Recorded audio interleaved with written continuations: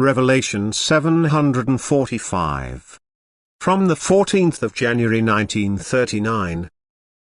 Influences on stiff-neckedness.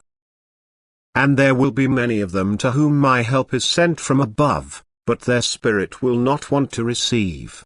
They will remain in their rigid world of thoughts and will not depart one iota from it, even though they have no evidence whatsoever for their views, only always want to reject all responsibility for their comfortable lives and thereby inflict the greatest spiritual damage on themselves. But now the spiritual side is influencing this earth with all its power. The desire to penetrate into spiritual knowledge will also become noticeable among them, and it is therefore advisable to offer the teachings of God to such still erring ones in such a way that their attention is first directed to the announcements which touch less on the church teachings, because a certain resistance to everything dogmatic makes their rejection understandable, since they just take offense at the errors of these and now want to completely renounce them. A thorough cleansing of the old traditions will also have a favorable influence on these people, and they will be much more amenable to pure, factual explanations than to pious speeches, which are rather repugnant to them. In place of the previous lack of faith in the old teachings, a spiritual search will begin among all those who have not yet been completely secularized. Questions will come to their mind, the answer to which seems not insignificant to them, and in view of the difficult time, they will begin to occupy themselves with deeper thoughts and seek explanations.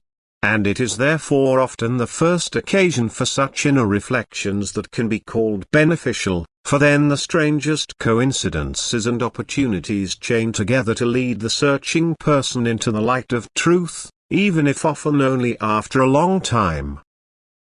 And so every effort is blessed, often not visible at first, rather even seemingly having a negative effect, but sometimes life itself intervenes in such a way that man cannot completely free his thoughts from what he has heard.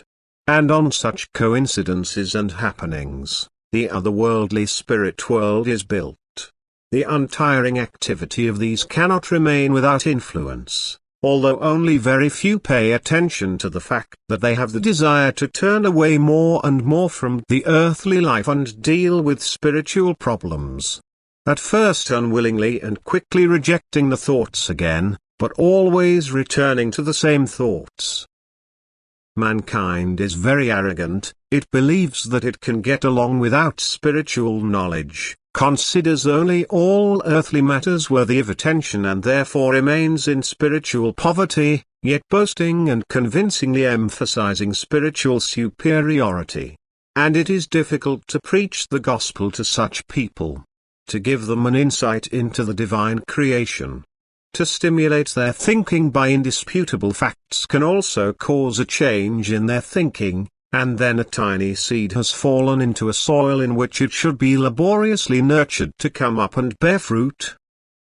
The Father's Spirit of love will bless such efforts, and with increased power, the Word will penetrate such willing hearts that have finally given up their resistance, abstain from any preconceived notions and try to reach the light through the night. But it will take a long time, but there must always be a beginning if there is to be success one day. Many a man seeks the truth and does not yet recognize it, because his search is not the right one.